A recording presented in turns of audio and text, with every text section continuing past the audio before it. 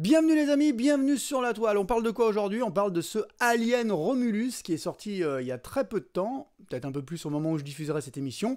Bon, critique à chaud, hein, vous savez que j'aime pas trop le principe, mais malgré tout je peux pas m'empêcher de venir vous en parler quand il y a un film comme ça qui est très attendu, d'autant plus que la saga Alien, moi vous savez je suis un grand fan, on en a déjà parlé sur cette chaîne, on a parlé des BD, des comics récents chez Marvel, on a parlé aussi de la saga à l'occasion du trailer de ce film qui avait été diffusé juste avant, on en avait parlé en long, en large, en travers, en expliquant pourquoi aujourd'hui on était dans un cinéma de promesses, promesses tenues ou pas, je vais vous le dire franchement, un peu moyen que ce film.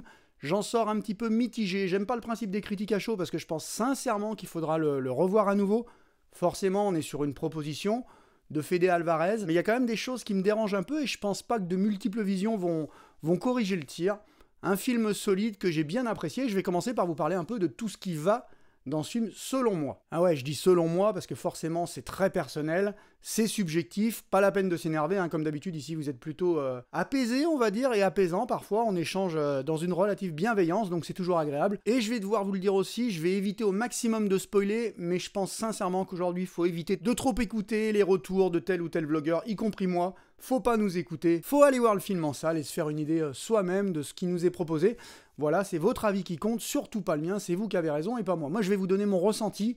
Qu'est-ce qui fonctionne dans ce film? Alors tout d'abord, forcément, on est un petit peu emporté par l'esthétique du film. La forme avant le fond, forcément, c'est magnifique, visuellement, c'est incroyable. On a fait revenir toute une partie des équipes, de la direction photo, je sais plus quoi, des précédents Aliens, tout ça. Donc forcément, ça se sent, on a une esthétique qui est tout à fait dans la lignée des films qu'on avait découverts. Alien, c'est une quadrilogie qui donne le beau rôle au personnage de Ripley, donc on suit son histoire, c'est vraiment une quadrilogie, c'est l'histoire de Ripley. Là, on sort un petit peu de ce cadre-là pour ce film qui se situe entre Alien et Aliens. C'est aussi un film qui s'inscrit dans la lignée de Prometheus, comme on va le voir tout de suite. Visuellement, c'est impeccable, hein, on pouvait pas en attendre moins de Fede Alvarez. Fede Alvarez, j'adore, déjà il a réussi le tour de force de faire un remake d'Evil Dead complètement fou, sorti de nulle part, on était en droit d'attendre un remake un petit peu rigolo, avec beaucoup d'humour. Il y a de l'humour, mais franchement, faut aimer l'humour noir, voire très noir. Don't Breathe, c'est pareil, c'est un film, c'est une comédie horrifique, on pourrait dire, mais c'est avant tout un vrai film d'horreur, avec quelques petits éléments de comédie, très très noir, mais Fede Alvarez, il sait manier la caméra. Girls in the Spider Web, qui est moyen, mais plutôt bien emballé. Avec Fede Alvarez, on peut critiquer plutôt le scénario, mais la mise en scène est toujours là. Et donc, le sens du cadre de Fede, plus son amour des effets qui charclent, du gore, ça pouvait augurer du bon pour ce Alien, c'est ce qu'on a sur l'écran. Je vais même pas vous citer le nom du compositeur de la chose, parce que je le connais pas, mais pour le coup, c'est une musique un peu passe-partout, il n'y a rien qui m'ait vraiment attiré l'oreille, surtout qu'on fait des rappels constants à Goldsmith, à tout l'univers musical développé aussi par James Horner, donc vraiment des rappels constants pour l'oreille du fan. On va en parler, tout est tourné vers le fan. Donc visuellement, on a un film incroyable, les effets spéciaux sur le set quand même, qui sont très très bien. Rien à dire de ce côté-là, d'autant plus que les acteurs sont bien dirigés. Fede Alvarez, il sait diriger des acteurs, il aime bien diriger des acteurs jeunes. Evil Dead, Don't Breathe, il avait toute une génération de nouveaux acteurs sous l'œil de sa caméra, il en a bien profité, il sait les diriger, donc ça passe plutôt bien, même si j'ai des petites choses à redire. On va le dire. Donc visuellement, on peut qu'être emporté. Et c'est un petit peu là que le bas blesse, c'est que je trouve qu'il y a beaucoup de gens qui se laissent totalement porter juste par cette espèce de ferveur visuelle, de fête, dirigée intégralement vers les fans. Alors bien sûr que ça donne du plaisir, bien sûr que c'est beau, bien sûr que c'est magnifique, mais finalement, est-ce que c'est intéressant? Parce qu'on est là en présence d'un bon film. Mais est-ce qu'un bon film, ça suffit dans la saga Alien? Ce film qui se situe entre Alien le premier et Aliens, ouais, on a trouvé un petit créneau pour exister. Est-ce qu'il remplit son rôle? Est-ce qu'il fait bouger les lignes? Fede Alvarez nous avait promis un game changer. Tout le monde promet des game changers. Aujourd'hui, on va tenter des choses. Est-ce qu'il a tenté tant de choses que ça, le père Fede? Finalement, pas tant, et c'est là que le bas blesse. Ça me fait penser un peu ce film à une magnifique pâtisserie. Vous connaissez les Délices de Fred, par exemple? C'est une merveilleuse pâtisserie un petit peu meringuée, là, qui est montée en neige. Donc vous achetez un truc, vous avez un truc magnifique, mais en fait, si vous le prenez et que vous l'écrasez dans la main, ou que vous le touillez dans un verre, qui ferait ça? Je vous le demande, vous allez vous rendre compte qu'il y a très peu de matière, il y a ça de matière. Et en réalité, ce Alien Romulus, c'est ça. Vous avez une fête visuelle de chaque instant qui ne peut que flatter le fan. On est content de se glisser comme dans des chaussons, dans un univers confortable, de retrouver cette musique, ces petits rappels sonores, ces espèces de clins d'œil, ces lumières, ces flashs, ces jets de vapeur. On est content de retrouver cet univers un peu de bric et de broc, cette hard SF qu'on apprécie tant. Mais franchement, une fois qu'on s'est glissé avec confort dans le fauteuil de la salle de cinéma, est-ce qu'on en a pour notre argent? Est-ce que vraiment on trouve quelque chose de neuf à se mettre sous la dent. Alors il y a un premier truc qui m'a dérangé moi, ça c'est personnel, c'est vraiment ce casting de nouveaux visages, ces espèces de millennials qu'on va nous chercher en permanence dans tous les films maintenant. Bah ouais, les gros studios ont un peu le cul entre deux chaises. Il faut en même temps faire venir flatter les spectateurs d'avant, vous, moi, et en même temps faire venir une nouvelle génération dans la salle.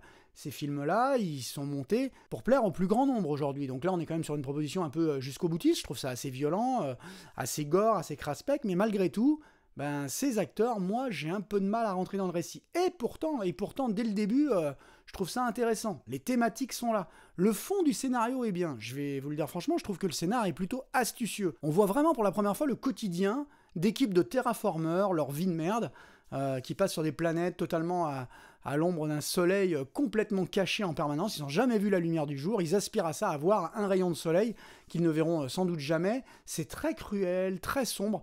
J'aime beaucoup. Mais ces jeunes acteurs, moi j'ai du mal à y croire, surtout que Fede Alvarez, il prend un malin plaisir à cadrer son actrice principale en permanence, en gros plan, à laisser des plans qui durent sur elle, sur son visage, qui est assez peu expressif. En fait, faut pas se mentir, on a dû la prendre parce qu'elle ressemble un petit peu à Sigourney Weaver, mais ça marche pas chez moi, j'ai toujours eu du mal. Mais même gamin, j'aspirais à avoir des héros un petit peu plus adultes, des héros un peu plus forts. J'aimais pas qu'on me présente des jeunes, ça me plaisait moins. Ça avait fonctionné pour les Goonies, par exemple, pour des choses comme ça. Mais il y a tout un tas d'autres films où moi je préférais aller voir un film avec Schwarzenegger, avec Stallone, avec des héros comme ça, hommes, femmes, peu importe, hein, ou Gina Davis dans Au revoir à jamais, ou L'île aux pirates, des choses comme ça. Je préférais des héros un petit peu plus mûrs, un petit peu plus matures. Là, on a vraiment ce côté millennials qui franchement me sort parfois un peu du récit, j'ai du mal. Surtout que dans Alien quand même on a eu l'habitude de voir des équipes d'ouvriers chevronnés, de gens qui ont de la gouaille, qui ont de la gueule, qui ont de l'expérience. Là c'est un petit peu autre chose. J'adhère à la proposition, mais si elle est intéressante, si elle apporte quelque chose de neuf, là on a l'impression vraiment qu'on change les vieux pour les jeunes, sans rien y apporter. Et là, vous vous dites sans doute, qu'est-ce qui lui a déplu? Il a l'air d'avoir tout aimé. Et oui, j'ai aimé énormément de choses dans ce film, y compris le scénario. Je trouve que le scénario est plutôt malin. Et là, je vais vous le dire, la grande qualité de ce scénar, c'est de pas nier Prometheus. Ça aurait été facile, hein, Prometheus, Covenant, j'adore ces deux films, hein, je fais partie d'une minorité, je le sais, mais j'adore ces deux films que je réévalue à chaque vision. Je trouve que c'est un travail d'orfèvre de Ridley Scott. Là, pour le coup, il proposait quelque chose. Franchement, je trouve que ce sont deux grands films de science-fiction. Et je militerai toujours pour voir enfin une conclusion à cette trilogie, à l'histoire de l'androïde David. Mais les films n'ont que très peu marché et ça aurait été facile de les glisser sous le tapis. Eh bien, pas du tout. Fede Alvarez, il se réclame de la trilogie originale, et il s'en réclame beaucoup, de la quadrilogie originale, et il se réclame aussi de Prometheus et de Covenant. Assez étonnamment, mais fallait vraiment oser pour y faire des références directes, hein. Vraiment, il y a des références directes à cet univers. Je trouve ça brillant. Donc c'est plein de bonnes idées, cette espèce de ceinture d'astéroïdes, ces aliens qui perdent leur sang en apesanteur. Il y a plein d'idées, je vous le redis, visuellement, c'est une grande fête. Mais finalement, le problème, c'est cet attachement. Enfin, c'est un film de fanboy. Et ça, forcément, à ce niveau-là, bah, ça pêche, parce que Fede, c'est un fan d'Aliens, c'est un fan de cet univers, et il manque pas de nous le faire savoir. Le problème, c'est que s'il voulait réaliser un remake, reboot, ben alors c'est réussi, mais au niveau des surprises, franchement, il y a tellement de choses qui sont empruntées aux films originaux, que ça en devient vraiment gênant. C'est ça, dans le fond, dont j'ai envie de vous parler quand je vous dis que c'est une pâtisserie et que, si on la dégonfle, il reste plus grand-chose. C'est qu'une fois qu'on a enlevé tous ces rappels, il reste quand même assez peu d'idées originales, assez peu d'idées neuves. Alors, je vous parle même pas de faire évoluer l'univers d'Alien, parce que ça ne le fait pas du tout évoluer, mais cette séquence d'ouverture magnifique, et puis ce début de film incroyable, on avait envie d'être porté, et finalement, on se retrouve avec des séquences entières qui sont pompées. N'hésitons pas à le dire sur les films originaux, hein. Vous avez même des répliques. Enfin, c'est gênant, hein. Quand vous avez un androïde à la toute fin qui arrive et qui vous fait « Get away from her, bitch !» Vous dites, mais what the fuck? Chou, là, quoi, le mec, il fait sortir une phrase mythique, iconique de Ripley à un androïde, et en plus un androïde en mode plutôt sympa, plutôt gentil, qui a pas élevé un mot plus haut que l'autre de tout le récit. Alors là, l'idée de l'androïde, elle est brillante aussi, parce que finalement, on fait un androïde à deux visages, ça fonctionne super bien.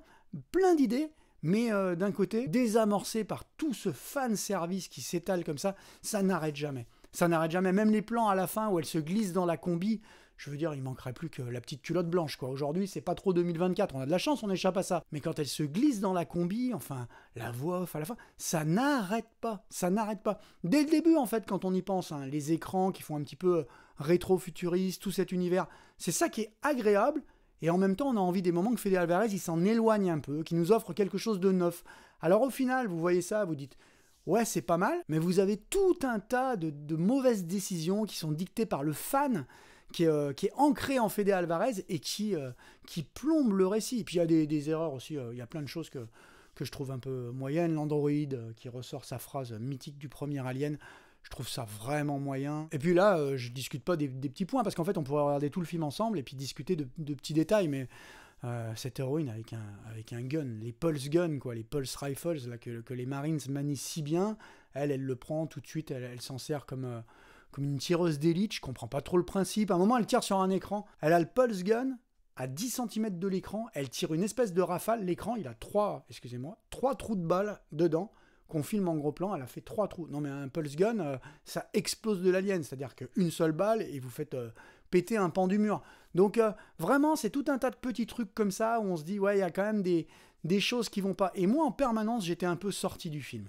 Voilà, je vais pas en parler bien plus longtemps parce que vous aurez compris. D'un côté, c'est visuellement abouti, donc vous êtes là, vous êtes porté. C'est un alien, c'est solide, c'est bien foutu, bien cadré, plutôt bien interprété, même si moi j'ai du mal avec ce casting, parce que sans être méchant, on leur donne en plus des lignes de dialogue des fois un petit peu indigentes. On a franchement l'impression d'être dans un épisode d'une série CW. Je suis méchant, mais ça brille pas beaucoup. En plus, on est dans cette génération qui a besoin de s'exprimer, qui a besoin de livrer ses sentiments. Donc des moments, on les fait parler un peu trop. On a envie de dire, mais laisse parler l'image. Il y a plein de trucs qu'on peut faire passer par l'image et ça suffit. Il n'y a pas besoin de longs atermoiements comme ça. Donc moi, le casting, j'ai du mal. Et puis après, finalement, le côté fan, est-ce que ce film il était indispensable? On a un bon alien, voilà, un très bon alien qui trouvera sa place. Moi, ce que j'attends de voir maintenant, c'est ce que ce film va devenir avec le temps. Je vous le disais, une critique à chaud, ça le dessert, forcément. On a envie de le voir, envie de le revoir, et surtout envie de savoir ce que la Fox, ce que Disney, parce que la Fox aujourd'hui c'est Disney, ce que Disney va faire avec cette saga. On nous promettait une série télé,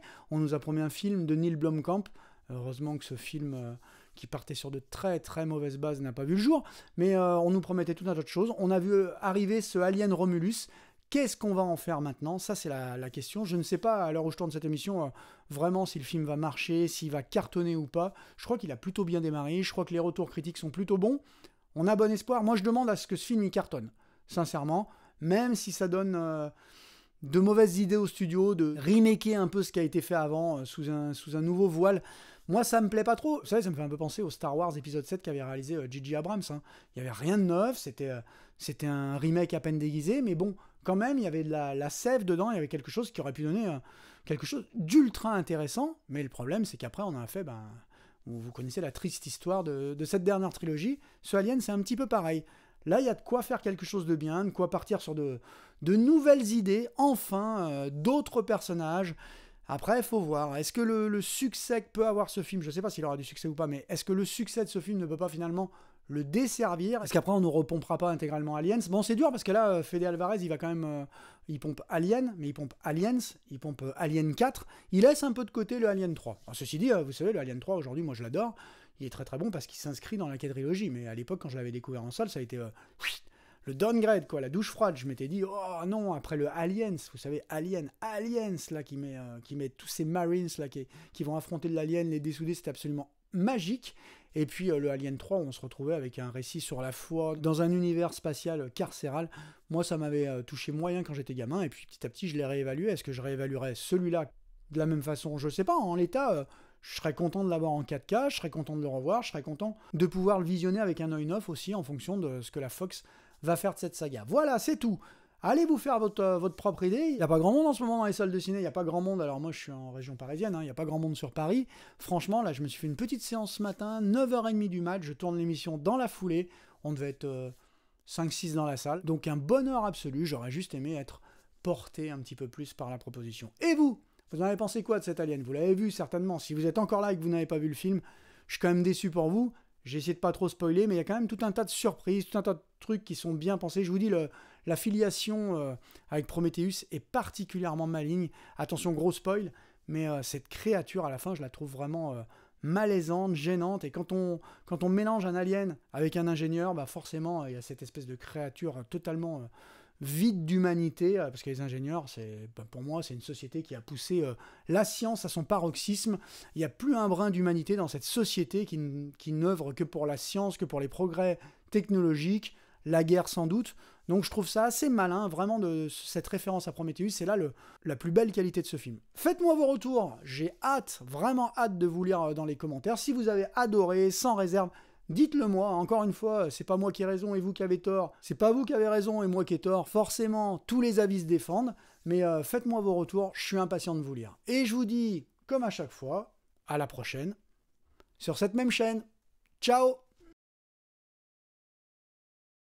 Et là, vous vous dites, mais qu'est-ce qui lui a vraiment déplu au fond, si il a à peu près tout aimé? Tout aimé. La conjugaison.